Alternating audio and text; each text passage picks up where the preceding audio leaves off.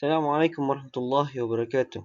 My name is Muhammad Anuar and I will tell to you about my review of book Disebalik Tabir, Majlis Sulh. Benda boleh bincang, buat apa nak gaduh? Alright, the first of all, this book is tell about behind the scene of the reconciliation ceremony. This book lead the reader to understand the real duty of a judicial officer in dealing with a case and making every effort to solve the problem. Second part of this book tell about the best method and theory to tell the best method to solve a problem and handling a case. Self-control as an officer, self-control, sensory acuity, the model of thought, the pattern of thought, same or different, after the pacing and leading, and last one is emotion control. Why this book is so best? For me, these books are based on a real story and real experience how the Sulh officer can solve their dispute without go through the legislation session. Puan Aina is one real officer and worked at a Kedah court as Sharia officer. Puan Aina is very clever and full of wisdom when she show up her skill and applying every single procedure from what she was learned at university and she show and applying to the case. What do you don't like from this book? Everything about this book is very interesting. The storyline, the effective division of title, whenever division was divided to big chapter, and overall is okay. Thing I don't like it when the story about experience is just one. This is not enough. It's supposed to writer to tell more about her experience because it's not enough by bringing one storyline enough. This book is the term was using a little bit boring because she was used a heavy word to understand.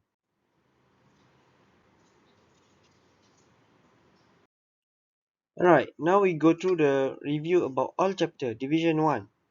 Chapter 1, pertemuan dalam bilik sulh. The writer will start a storyline based on a real story. Writers start with a story and situation when they're still in a marriage and in a process of annulment of marriage. After that, judge was asked them to meet a Sulh officer to settle down their claim. Encik Amar, as a Sulh officer, was introduced himself first. As we know and was learned, Sulh officer must introduce himself and try to make ice breaking by two parties. Make them feel comfortable, start and share everything and percentage of successfulness 80% from 100%. Overall, Mr. Amar as a Sulu officer was start everything and Sulu session with good and no doubt about his experience and his knowledge. Chapter 2, Kenyataan Awal. I'll tell about continuation of storyline whenever first statement is staged. Puan Sarah was asked to her ex-husband to pay child support from her husband until her child grow up. Mr. Khalid don't want to agree because for him it is very expensive to pay to ex-wife and what a request from his ex-wife. And overall, final word cannot be reached by party because the time given to them was only an hour and a half, and they almost to reach the period was given to them. And now we go to the chapter 3, perbincangan bersama. Tell about the exchange of Sulu officer before this Mr. Amar was conducted the Sulu session. Puan Aina, as a new Sulu officer, was replaced the position as a Sulu officer at the court, but the final word cannot be reached by parties and the session had to be taken to caucus session. Chapter 4. Pertemuan sebelah pihak. It means caucus session. The both party will call one by one to meet Sulu officer. Mr. Sarah was asked about the important thing and their purpose for coming to the Sulh ceremony. After Mr. Sarah expressed her feeling and told what happened. The session was over for Mr. Sarah. After that was continued by Mr. Khalid was called to be questioned about the same thing that was asked to Mr. Sarah. 5. Perundingan bersama. In the joint consultation, both sides have shown interest in wanting to make a peace. Both are still insisting on alimony and the right to see the children. They remain stubborn, but after being reminded again about the advantages related to the Sulh ceremony, they have changed their mind and want to return. Chapter 6. Persetujuan bersama. An agreement has been reached between the two parties, where Mr. Khalid will pay child support every month by depositing money online, and Miss Sarah will bring their children to see each other regularly. In the division 2, was about we start with chapter 7, was start with a Majlis Sulh, and tell about what is a Majlis Sulh. If a woman fear indifference or neglect from her husband, there is no blame or either of them if they seek fair settlement, which is best. Humans are ever inclined to selfishness, but if you are gracious and mindful of Allah, surely Allah is aware of what you do. This is about uh, uh, what a chapter in the Quran Karim was say about it. And this is chapter 7, Majlis Suluh. What you can ask from a Majlis Suluh. The first is tuntutan ganti rugi, pertunangan, engagement compensation claim, tuntutan muta'ah claim, tuntutan harta pencarian, marital property claims, tuntutan nafkah isteri, wife maintenance claim, tuntutan nafkah kepada pihak tak upaya, alimony claim to disabled parties, and so on. Next, we go to the tuntutan cagaran nafkah alimony claim, tuntutan nafkah iddah maintenance claim, tuntutan mengubah perintah nafkah, claim to change the alimony order, tuntutan tunggakan nafkah, maintenance arrears claim, tuntutan nafkah and anak, child support claim.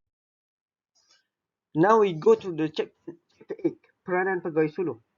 The role of a suluh officer is about to become a middleman to the parties, 2 or 3 parties. Chapter 9 was tell about ethics in the Majlis Suluh. Etika dalam Majlis Suluh. Among the things are emphasized in the Suluh Council is that, especially in this chapter, is all party must speak in turns. When one party speak, the other party must vibrate and pay attention, must quiet. When speaking must be calm and not raise their voice. Both parties must speak and act in a polite manner and not attacking the privacy of the party.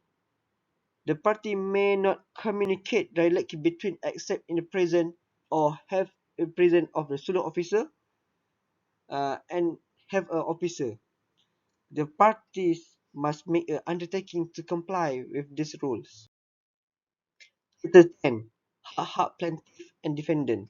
What is hak plaintiff and defendants? The lawsuit is not only limited to the woman, but they also include the man as well. For example, there are several cases was claimed by a man. Like example, mut'ah claim, marital property claim, claim for wife alimony, iddah maintenance claim to change the alimony order, claim support claim, child support claim to change the order of a custody, gift claim. The next is chapter 11. Kelebihan and mitos dan fakta tentang pegawai suluh. Suluh ceremony is to maintain the relationship between the parties and both in a win-win situation. Easy and simple. As for the myth, the general public think that the judicial officer is a lawyer, but in fact is not. The judicial officer is a counselor, and that is not true. The 12. Pengendalian diri. In this episode, the author tried to teach reader who want to try in the field of suluh to use technique named as a coach. Chapter 13. ketajaman diri. In this episode, the author has invited the reader to try to use the sign given by God, whether from a body language, movement, facial reaction. For example, body reaction, body movement, body signal, face line, color on the face and neck, tension and slack in muscle of the muscle, wide and narrow on the eyes, movement on the lips, color change on the lip line, breathing, and so on. The 40. How model dunia pemikiran anda. How to be a person thinking person. Chapter 15. The system the author was right about visual, auditory, and kinesthetic. How to control it. And chapter 16. Corak pemikiran kesamaan atau perbezaan. And what is similarities and different. Like or yes or but. Like this, different with. Same, approximately. Similar, an example of. Suitable, I don't know. Chapter 17. Pacing and leading. This time the author introduced what the pacing and leading techniques are. These techniques are used to coordinate his own speaking style with the speaking style of the person. Acti, mengawal emosi or control emotion. In the letter tell about the emotional regulation is by giving example of method. Shut up. Second, acknowledge the situation. Third, read the pattern. Fourth, respect, reflect, and radar. View and ratings. The last one is my view is encourage to the reader. In the first part, it's tell about what Sulh is and the real experience of a Sulh officer in a resolving two parties that are in a conflict with each other. The writer has told uh, about what is the Sulh Council and ethics, as well as the basic principle and skill required for a Sulh officer. Overall, this book is a very good for someone interested in the field of Sulh to read in it.